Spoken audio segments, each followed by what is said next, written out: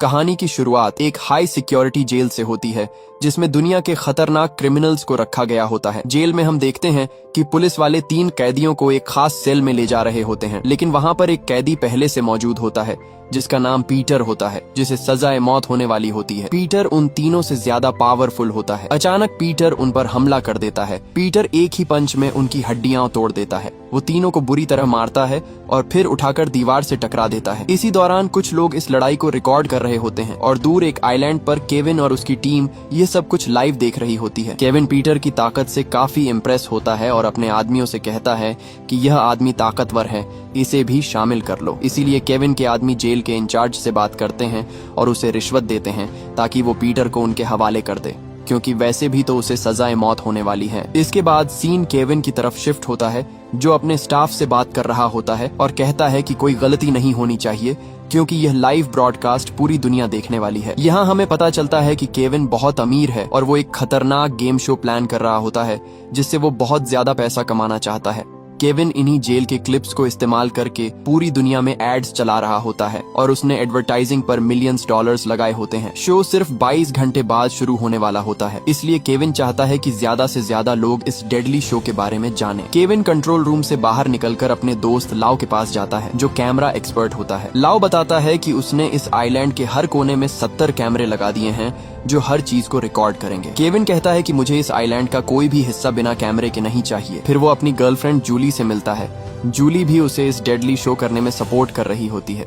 जूली उसे बताती है कि एक टीवी चैनल की हेड इंटरव्यू के लिए उसका इंतजार कर रही है। केविन नहीं चाहता कि यह शो किसी और के चैनल पर जाए। वो इसे खुद अपने प्लेटफॉर्म पर ब्रॉडकास्ट करना चाहता है ताकि सारा प्रॉफिट वो खुद ले सके। इंटरव्यू शुरू होता है और होस्ट उससे पूछती है कि उसके शो का कॉन्सेप्ट क्या है। केविन बताता है कि उसने दुनिया भर से 10 सजा-ए-मौत के कैदियों को इकट्ठा किया है और उन्हें यहाँ लाकर इस आइलैंड पर छोड़ दिया जाएगा जहाँ उन्हें 24 घंटों के अंदर एक दूसरे को मारना होगा, और जो आखिरी जिंदा बचेगा उसे छोड़ दिया जाएगा और उसे बहुत बड़ा इनाम भी दिया जाएगा। लेकिन होस्ट कहती है कि यह इल्लीगल है और वो उसे ब्रॉडकास्ट नहीं करेगी। केविन उसे जवाब देता है कि यह सब वैसे भी मरने वाले हैं और फिर वो चैनल के साथ डील खत्म कर देता है और चला जाता है। उसी दौरान उसे खबर मिलती है कि जो अरब कैदी उन्होंने सिलेक्ट किया था वो जेल में मर चुका है। ये सुनते ही केविन गुस्से में आ जाता है और अपनी टीम को हुक्म देता है कि फौरन एक नया अरब कैदी ढूंढा जाए, क्योंकि मिडिल ईस्ट की रिप्रेजेंटेशन जरूरी है ताकि हर कॉन्टिनेंट से ज्यादा व्यूज आ सकें।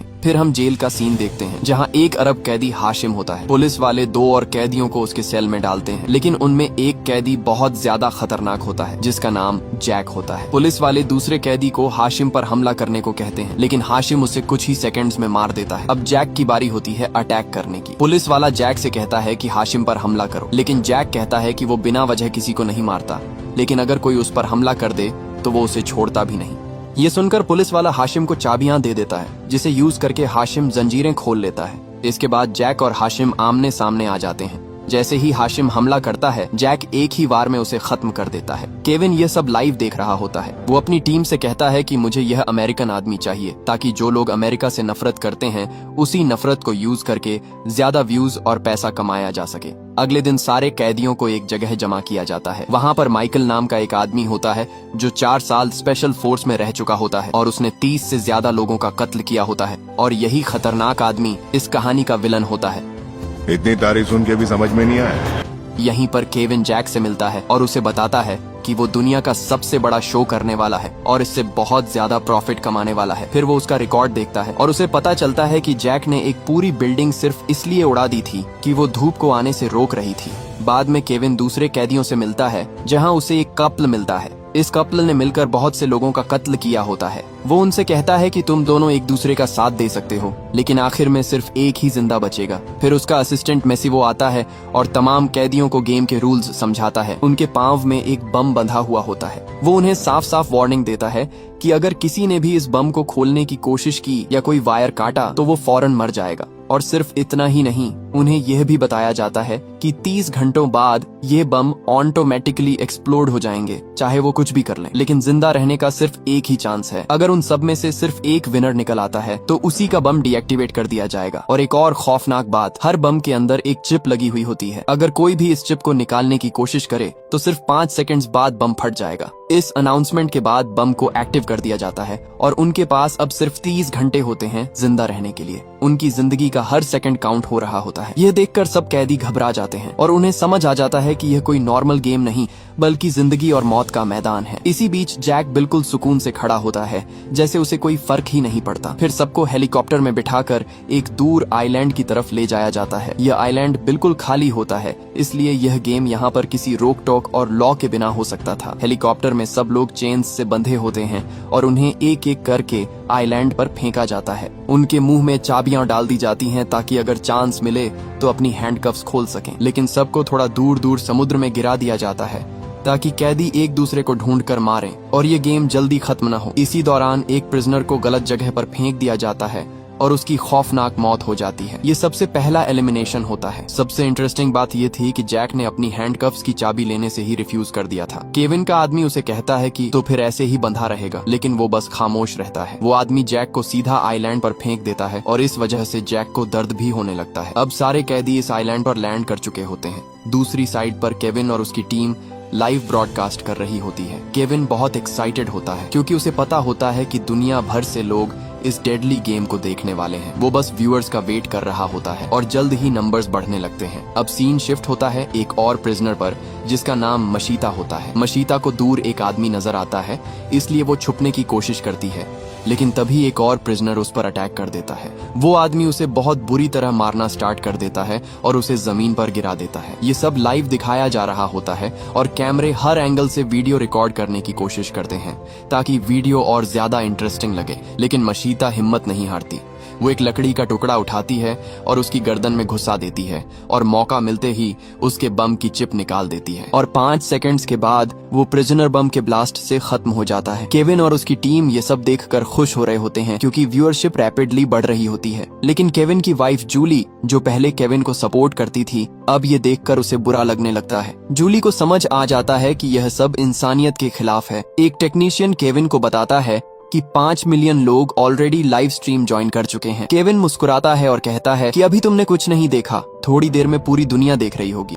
अब सीन जैक की तरफ शिफ्ट होता है। वो जंगल में होता है और उसे एक मैक्सिकन प्रिजनर मिलता है। जैक उस पर अटैक कर देता है, लेकिन वो आदमी जैक से कहता है कि वो उसे मारने नहीं आया, वो सिर्फ अपनी वाइफ लेना को ढूंढ रहा है। जैक पहले सस्पिशियस होता है, लेकिन फिर उसे छोड़ देता है। मैक्सिकन जैक को थैंक्स बोलता है और उसे हैंडकफ की चाबियां दे देता है। इस तरह जैक अपने आप को फ्री कर लेता है। इसके बाद सीन एक और प्रिजनर डेडे की तरफ शिफ्ट होता है जो वहां लगे कैमरों को तोड़ रहा होता है। अचानक उसकी नजर एक हेलीकॉप्टर पर पड़ती है जो एक एयर ड्रॉप फेंक कर जाता है। जब डेडे उस बैग को खोलता है तो उसमें उसे फूड, वाटर और एक नाइफ मिलता है। ये देखकर डेडे काफी खुश होता है, मगर अचानक एक जापानीज प्रिजनर उस पर अटैक कर देता है। दोनों के बीच इंटेंस फाइट होती है। जापानीज फाइटर बहुत फास्ट और स्किल्ड होता है। डेडे समझ जाता है कि वो उसे नहीं हरा सकता, इसलिए वो किसी तरह बचकर भागने में कामयाब हो जाता है। डेडे का पीछा करते हुए जापानीज लड़के को एक और डेंजरस प्रिजनर माइकल मिलता है। माइकल उसे कहता है कि तुम बहुत अच्छे फाइटर हो, इसलिए अकेले लड़ने से बेहतर है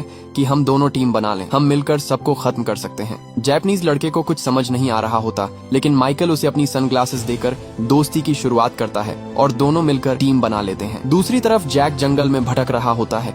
तभी उसका सामना पीटर से हो जाता है जो पहले भी दिखाया गया था। जैक उसे रोकने की कोशिश करता है, मगर पीटर सीधा उस पर अटैक कर देता है। दोनों के बीच ब्रूटल फाइट होती है। जैक उसे नीचे गिरा देता है और उसका गला पकड़ लेता है। पीटर चिप निकालने की कोशिश करता है, लेकिन जैक उसे मौका नहीं देता। इसी फाइट के दौरान पीटर के बम की चिप निकल जाती है। तब जैक बड़ी मुश्किल से उसे एक हाई क्लिफ से गिराने में कामयाब हो जाता है और जैसे ही पीटर गिरता है उसी वक्त जबरदस्त एक्सप्लोजन हो जाता है। केविन और उसकी टीम ये सीन देखकर और ज्यादा एक्साइटेड हो जाते हैं। व्यूअर्स अब 12 मिलियन क्रॉस कर चुके होते हैं और तेजी से बढ़ रहे होते हैं। अब सीन सारा नाम की कैरेक्टर की तरफ शिफ्ट होता है। सारा अपने बच्चों के साथ एक आइसोलेटेड फार्म हाउस में रहती है और वो जैक की वाइफ होती है। उसे लगता है कि जैक मर चुका है, लेकिन अचानक उसे पुलिस का कॉल आता है कि जैक जिंदा है और एक डेडली सर्वाइवल गेम का हिस्सा है। सारा शॉक हो जाती है और फौरन अपनी गाड़ी लेकर निकल पड़ती है। वो एक इंटरनेट कैफे जाती है और कंप्यूटर यूज करके जैक के बारे में इंफॉर्मेशन ढूंढना स्टार्ट करती है। यहाँ पर जैक के पुराने दोस्त भी होते हैं। सारा कंप्यूटर ओपन करती है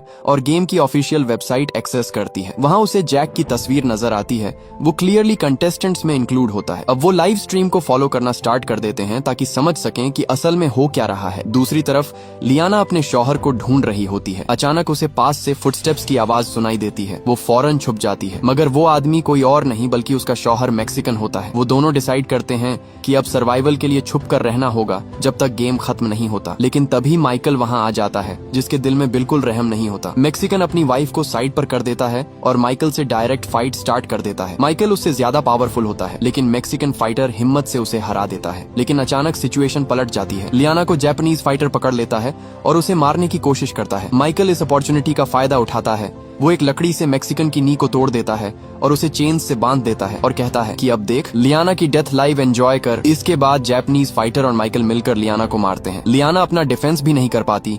ये सीन बहुत ज्यादा इमोशनल होता है। दूसरी तरफ केविन के इस शो पर 15 मिलियन व्यूज आ रहे होते हैं और केविन ये देखकर काफी खुश हो रहा होता है, लेकिन बाकी पूरी टीम को बहुत बुरा लग रहा होता है। केविन अपनी कैमरा टीम को भेजकर ज्यादा से ज्यादा अच्छे शॉट लेने लगता है। तभी जूली केविन को रोकती है और कहती है कि यह सब बंद करो, वो भी इंसान है। मगर केविन उसे कहता है कि उन्हें पहले भी जेल में फांसी होने वाली थी। उनकी मौत से किसी को कोई फर्क नहीं पड़ता। मगर केविन कभी सोच भी नहीं सकता था कि वो खुद भी इसी आग में जलने वाला है। केविन का क्लोज फ्रेंड भी यह सीन नहीं देख पाता और केविन को भी समझ आ जाता है कि उसकी टीम ज्यादा देर तक उसका साथ नहीं देने वाली। दूसरी तरफ लियाना बम की चिप निकालकर खुद को खत्म कर लेती है। जब माइकल वापस मैक्सिकन के पास आता है तो वो किसी तरह वहाँ से भाग चुका होता है। कुछ देर बाद रात हो जाती है और फिर हमें जैक दिखाया जाता है। उसे किसी की आवाज सुनाई देती है। जब वो पास जाता है तो मैक्सिकन आदमी रो रहा होता है। मैक्सिकन कहता है कि माइकल और जापानीज फाइटर ने उसकी दुनिया बर्बाद कर दी है और वो जैक से मदद मांगता है और वो जैक को बताता है कि उसकी टांग टूट चुकी है। जैक आराम से कहता है, पहले रोना बंद करो। फिर जैक उसे बताता है कि उसने पास में एक वॉचर टावर देखा है जहाँ शायद रेडियो मिल सकता है और रेडियो से वो मदद बुला सकते हैं। वो दोनों एक पुराने घर में जाते हैं। जैक समझ चुका होता है कि बम के अंदर ट्रैकिंग सिस्टम लगा हुआ है, इसलिए वो अपने बम की ट्रैकिंग डिसेबल कर देता है ताकि कोई उसे ट्रेस न कर सके। दूसरी तरफ केविन और उसकी टीम भी देख लेती है कि जैक का जीपीएस सिग्नल अचानक डिसअपियर हो गया है। यह देखकर केविन घबरा जाता है। जैक मैक्सिकन को एक नाइफ देकर वॉच टावर की तरफ जाने लगता है। वो कैमरास की केबल पकड़कर ऊपर चढ़ता है और आराम से टावर की तरफ बढ़ता है। सीन FBI हेडक्वार्टर में शिफ्ट होता है, जहां हमें पता चलता है कि जैक ने 14 साल US आर्मी में सर्विस की थी। उसे एक कवर्ट मिशन दिया गया था एल सल्वाडोर में ड्रग कार्टेल्स को एलिमिनेट करने का। जैक ने पूरा कार्टेल ही वाइप आउट कर दिया था, लेकिन इसकी वजह से एल सल्वाडोर गवर्नमेंट ने उसे अरेस्ट करके डेथ पेनल्टी दे दी। US गवर्नमेंट ने उसे ऑफिशियली डिनाई कर दिया था ताकि डिप्लोमेटिक क्राइसिस न हो। सीन दोबारा केविन की तरफ शिफ्ट होता है। केविन देख लेता है कि जैक टावर की तरफ आ रहा है। उसे समझ आ जाता है कि जैक उनके सिस्टम को खत्म करने आ रहा है। वो अपने असिस्टेंट मेसिवो को ऑन ऑर्डर देता है कि जैक को जंगल में ढूंढकर खत्म कर दो। मेसिवो अपनी टीम के साथ निकल पड़ता है, लेकिन जैक पहले ही उनके करीब पहुंच चुका होता है। जैसे ही मेसिवो की टीम जंगल में जाती है, जैक खामोशी से एक गार्ड को चॉक कर देता है और फिर साइलेंटली वॉच टावर पर चढ़कर एक और गार्ड को खत्म कर देता है। वहाँ उसे एक सैटेलाइट फोन मिलता है। वो पहली कॉल अपनी वाइफ सारा को करता है और कहता है कि पता नहीं मैं जिंदा वापस आऊंगा या नहीं। वो अपना बैंक अकाउंट नंबर देता है और कहता है कि यह पैसे ले लेना, तुम्हें इनकी बहुत जरूरत है। फिर जैक उसे आइलैंड की लैटिट्यूड कोऑर्डिनेट्स बता देता है। इसी दौरान मेसिवो भी वहाँ पहुँच जाता है। केविन टावर की इलेक्ट्रिसिटी बंद कर देता है। मेसिवो ऊपर जाकर जैक पर फायरिंग करता है, लेकिन जैक टावर से छलांग लगाकर भागने में कामयाब हो जाता है। सारा फॉरेन एजेंट विल्किंस को कॉल करके सारी इन्फॉर्मेशन दे देती है और गवर्नमेंट ऑफिशियली डिसाइड करती है कि जैक को हर हाल में रेस्क्यू करना होगा। दूसरी तरफ डेडे और लीसा आमने सामने आ जाते हैं। डेडे उसे मारना नहीं चाहता था। वो कहता है कि उसे बस अपना बम डीएक्टिवेट करना है, इसलिए वो लीसा को छोड़ देता है। वो दोनों साथ बैठकर बातें करते हैं, लेकिन लीसा उसे धोखा देती है और डेडे की बम चिप निकालकर भाग जाती है और कुछ ही सेकंड्स में डेडे खत्म हो जाता है। सुबह होते ही माइकल और जापानीज फाइटर मिलकर मैक्सिकन को बुरी तरह टॉर्चर करते हैं। कुछ लोग इस फाइट को एंजॉय कर रहे होते हैं और 27 मिलियन से ज्यादा लोग लाइव देख रहे होते हैं। लाओ, और जूली को केविन पर बहुत ज्यादा गुस्सा आता है। वो दोनों डिसाइड करते हैं कि उन्हें केविन से बात करनी चाहिए। वो केविन के रूम में जाते हैं। केविन कहता है कि तुम पहले ही जानते थे कि इस गेम में क्या होने वाला है। लाओ कहता है कि यह उसका केविन के साथ आखिरी शो है, इसके बाद वो उससे दोस्ती खत्म कर देगा। दूसरी तरफ जैक माइकल के पास पहुंच जाता है, मगर रास्ते में एक टूटा हुआ ब्रिज होता है। जैक उसे कहता है रुक जाओ, लेकिन माइकल कहता है अभी तो गेम स्टार्ट हुआ है। माइकल मैक्सिकन को जिंदा जलाने की धमकी देता है और कहता है कि जैसे ही सिगरेट खत्म होगी वो उसे रोस्ट कर देगा। जैक सब कुछ देख रहा होता है। वो मैक्सिकन को एक तीर मारता है और फिर उसे आग लगा देता है। जैक कहता है कि मैं तुम्हें नहीं छोड़ूंगा और वो बिना फाइट किए वहाँ से निकल जाता है। अगली सुबह का वक्त होता है। माइकल और जापानीज फाइटर एक हाई ग्राउंड पर होते हैं और पूरे आइलैंड को ऑब्जर्व कर रहे होते हैं। उन्हें लगता है कि अब सिचुएशन उनके कंट्रोल में है, लेकिन असल में खतरा नीचे जंगल में होता है और वो दोनों को पहले से ही देख रहा होता है। जैसे ही माइकल और जापानीज फाइटर अलग होते हैं, जैक मौका मिलते ही जापानीज फाइटर पर अटैक करता है। वो उसे ब्रूटल तरीके से मारना शुरू करता है कि पूरी फाइट वन साइडेड लगती है। उधर दुनिया के हर कोने से लोग लाइव स्ट्रीम देख रहे होते हैं और सब जैक के एक्शन से शॉक्ड होते हैं। जैक जापानीज फाइटर को कम्प्लीटली डोमिनेट करता है। माइकल यह सब देखकर गुस्से में आ जाता है। वो ऊपर से जंप करके अपने पार्टनर को बचाने आता है और जैक पर एरो शूट करता है, लेकिन जैक टाइम पर डॉज कर लेता है और वहां से भागकर एक पुराने टनल में छुप जाता है। मगर वहां लीसा छुप कर बैठी होती है और वो जैक को पकड़ लेती है। अचानक माइकल का एरो गलती से लीसा को लग जाता है और वो बुरी तरह जख्मी हो जाती है।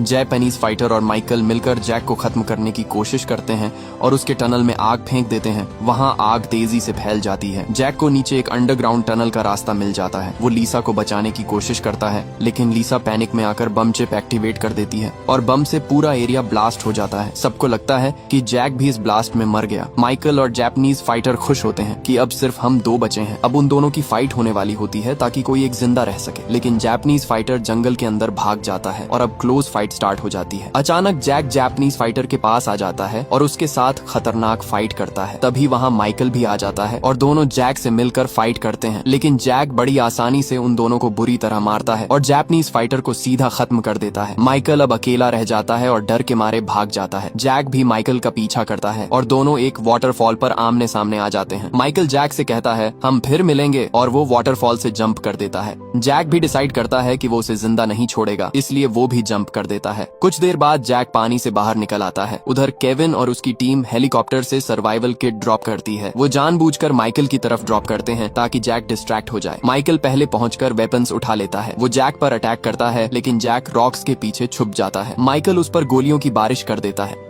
तभी जैक भागने की कोशिश करता है और इसी दौरान माइकल जैक को शोल्डर पर शूट कर देता है और जैक जख्मी हालत में पानी में गिर जाता है। तभी माइकल को वहाँ दो कैमरामैन नजर आते हैं और वो उन दोनों को भी मार देता है और कहता है कि अब असल शो मैं बनाऊंगा। माइकल और जैक फिर दोबारा फाइट करते हैं। इस बार बहुत खतरनाक फाइट होती है। इस बार भी जैक उस पर भारी पड़ता है, लेकिन माइकल गन उठाकर फायरिंग शुरू कर देता है और जैक एक क्लिफ से गिर जाता है। उधर सारा यह सब देखकर टूट जाती है। उसे लगता है कि जैक खत्म हो गया है। केविन की टीम भी उसे मरा हुआ मान लेती है और केविन अब माइकल को विनर अनाउंस करने वाला होता है। कुछ देर बाद केविन की टीम माइकल को ले आती है और केविन उसे आजाद कर देता है और उसका बम भी डीएक्टिवेट कर देता है, लेकिन माइकल उससे पैसे मांगता है जो इस डेडली गेम के विनर को मिलने थे। तब केविन कहता है कौन से पैसे, मैंने तुम्हें अपनी मर्जी से जितवाया है, शुक्र करो कि तुम मौत की सजा से बच गए हो। इसके बाद केविन कंट्रोल रूम में जाता है और वो बम वहाँ रख देता है और जूली से कहता है चलो मेरे साथ यहाँ से निकलते हैं, लेकिन जूली इनकार कर देती है। केविन कहता है ठीक है तुम्हारी मर्जी और वो उसे छोड़कर चला जाता है। दूसरी तरफ माइकल गुस्से में पागल हो जाता है और वो केविन के लोगों को एक एक करके मारना शुरू कर देता है। वो वेपन लेकर कंट्रोल रूम में घुसता है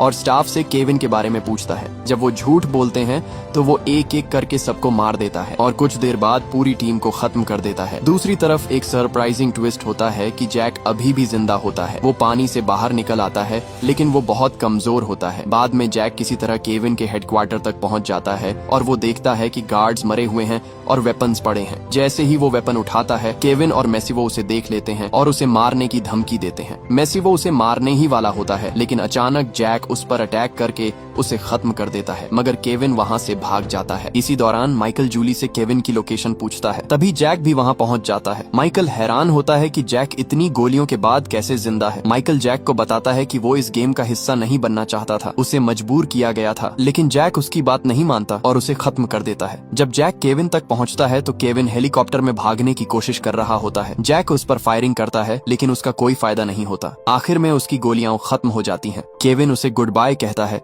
तभी जूली आ जाती है। उसके पास माइकल का ब्रेसलेट होता है जो कंट्रोल रूम में था। जैक उस ब्रेसलेट की चिप निकालकर हेलीकॉप्टर के अंदर फेंक देता है और कुछ ही देर में केविन उसे निकाल नहीं पाता और अचानक हेलीकॉप्टर एक्सप्लोड हो जाता है और केविन उसके अंदर ही मर जाता है। इसके बाद जूली जैक को ब्रेसलेट की चाबी देती है ताकि वो अपना बम डीएक्टिवेट कर सके। अगले दिन जैक अपने घर वापस पहुंच जाता है। इसी के साथ ये कहानी खत्म हो जाती है। अगर वीडियो अच्छी लगी हो तो वीडियो को लाइक करें और चैनल को सब्सक्राइब जरूर करें और एक प्यारा सा कमेंट करना मत भूलें।